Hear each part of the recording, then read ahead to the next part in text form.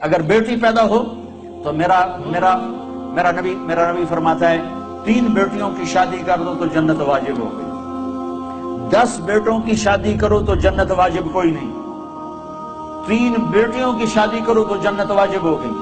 تو ایک صحابی نے پوچھا یا رسول اللہ 3 نہ ہو 2 ہوں، تو 2 کی شادی کرو تو جنت۔ ایک نے کہا یا رسول اللہ اگر 2 نہ ہو 1 ہی بیٹی ہو اور آگے کوئی سلسلہ بھی نہ ہو، تو آپ نے کہا 1 بیٹی کی شادی کر دو تو جنت واجب۔ یہی بہن بن جاتی ہے، بیٹی سے بہن بنتی ہے، بھائی آتا ہے۔ تو میرے نبی نے فرمایا جس کو اللہ نے 2 بہنیں عطا فرمائیں، 2 بہنیں، اور انہوں نے اس کا حق ادا کیا، حق کہ بھائی بہنوں کا حق مار جاتے ہیں، ماں باپ کی وراثت میں سے بہنوں کو نہیں دیتے۔ یہ ایسے ہی حرام ہے جیسے شراب بیچنا حرام ہے، جیسے سود کھانا حرام ہے، ایسے ہی بہنوں کا حق کھا جانا ایسے ہی حرام ہے جیسے چوری حرام ہے۔ یہ بہنوں کا چور ہے، اس کی چوری کی جس کے ساتھ مل کے 1 چھاتی کا دودھ پیا، 1 تھالی پیالی میں کھایا اور پیا، 1 چھت تلے جس کے ساتھ زندگی گزاری، یہ اس کی چوری کر گیا ہے۔ جس نے اپنی بہنوں کا حق مارا اس کا رزق حرام ہو گیا۔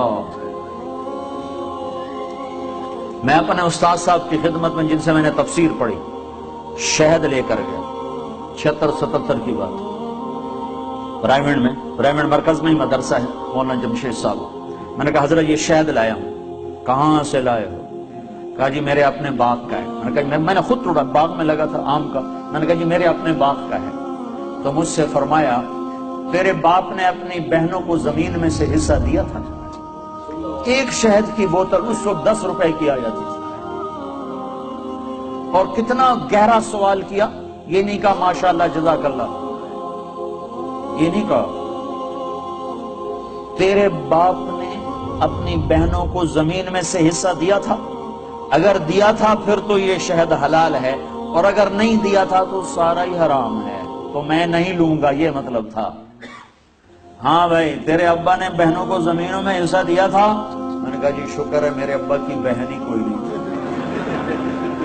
ہوتی تو کوئی نہ دیتے، صرف 2 بھائی تھے، ساری جائیداد 2 بھائیوں کی، بہن تھی نہیں ان کی۔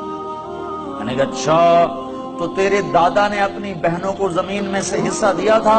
میں جمعہ ہی کوئی نہ ہوں اس لیے میرے کو یہ پوچھی جانا، میرے جمن تو پہلے دی گل نہ پوچھو میرے کو۔ تو پھر ہنس پڑے کہ اچھا ادھر رکھ دو۔ تو میرے نبی نے فرمایا جس نے بہنوں کو حصہ دیا، جس کو اللہ نے 2 بہنیں دی، اس نے بہنوں کا حق دیا، اور شادی کے بعد بھی ان کے سر پہ ہاتھ رکھا تو اس پہ جنت واجب ہو گئی۔